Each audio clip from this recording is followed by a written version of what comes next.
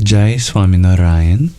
Today we are reading the 14th passage from the second Gadhadā of the Vachanamrut. This passage is titled Nirvikalpa Samadhi. Let's dive right into it, shall we? On Bhadarva, Sudhi the 1st, Samvat 1878, or the 28th of August 1821, Swami Sri Sahajanandji Maharaj was sitting on the veranda outside the north-facing rooms near the mandir of Sri Vasudev Narayan in Dada Khachar's Darbar in Gadhadā. He was wearing a white case and had covered himself with a white cotton cloth. Around his head he had tied a white feto in which a choglu of red karnikar flowers had been inserted. A beautiful kumkum chandlo also adorned his forehead. At that time, an assembly of munis, as well as devotees from various places, had gathered before him. Thereupon Muktanand Swami asked, "When a sadhu attains oneness with the form of God, do they attain it through Samādhi, or can they also attain it through some other method?" Samādhi, of course, refers to a state of meditative absorption in which the knower, the known, and the knowledge become one. Sriji Maharaj replied, "Once a person has known that this is a neem tree, they never harbor the doubt in their mind, is this a neem tree or not?" Similarly, if one has total realization of God's form, as I described yesterday, and if one no longer harbors any doubts about it, and if one's mind is in no way the cause of one's conviction of God, I think I screwed up the grammar, and if one's mind in no way causes one's conviction of God to waver regardless of the type of company one may encounter or the type of scriptures one may hear, then such absolute conviction is what I call oneness. Such oneness is attained through profound association with an ekantik bhakta, a true and absolute devotee of God. But not by Samādhi alone. In fact, such oneness itself is Nirvikalpa Samadhi. Moreover, the sadhu who has such Nirvikalpa Samadhi is also called Nirgun Brahman. Regardless of whether they follow the path of nivritti or the path of pravritti, the path with thoughts, the path without thoughts, nivritti, or the path with thoughts, pravritti. The sadhu who has such an unshakable conviction is still nirgun, beyond the material qualities.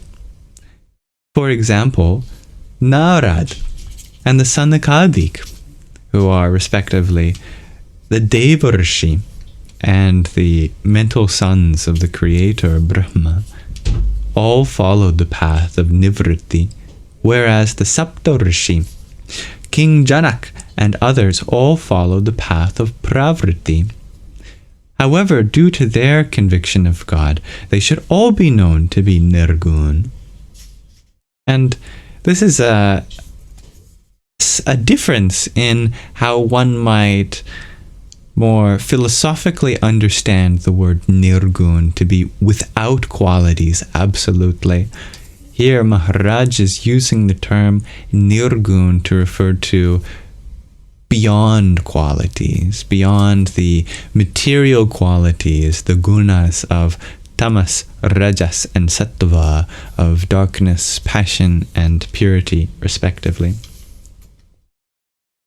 However, those who follow the path of nivritti but do not have conviction of God should be known to be sagun, with material qualities, due to their mayak, material gunas, material qualities. Furthermore, one should realize This person appears to be a staunch renunciant, but because they do not have the conviction of God, they are ignorant and will definitely go to narak, of a lower incarnation, for a temporary time. On the other hand, a person who has such a conviction of God will not attain an ill fate, even if some small deficiency remains in them. In fact, ultimately, they will attain the nirgun state. But a person without such a conviction of God, even if they are a sincere renunciant and are vigilantly striving to eradicate lust, anger, avarice, etc., will not be able to eradicate those vicious natures by their efforts alone. Ultimately, they may become evil and go to narak, the lower abodes. By the way, that word narak is often translated to hell, but the way we understand hell in English as inspired by Abrahamic traditions is very different from the narak in Eastern tradition. In fact, it's really not so bad. Not the fire and brimstones, but usually a kind of, even being born as an animal can be considered narak. And you might argue, that doesn't sound like hell. And exactly. There's nothing necessarily wrong with being born in a lower life form. Lower in this case doesn't mean that they are not as divine in their soul. Of course, it's the same soul. It's lower in terms of having the ability to realize the ultimate truth.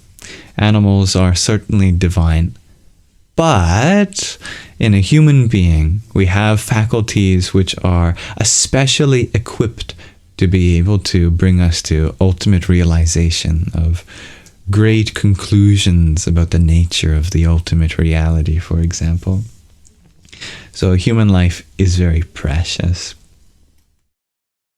Therefore, whoever realizes such jnana, such knowing wisdom of God, even if they have only a feeble intellect, should still be regarded as possessing much intellect.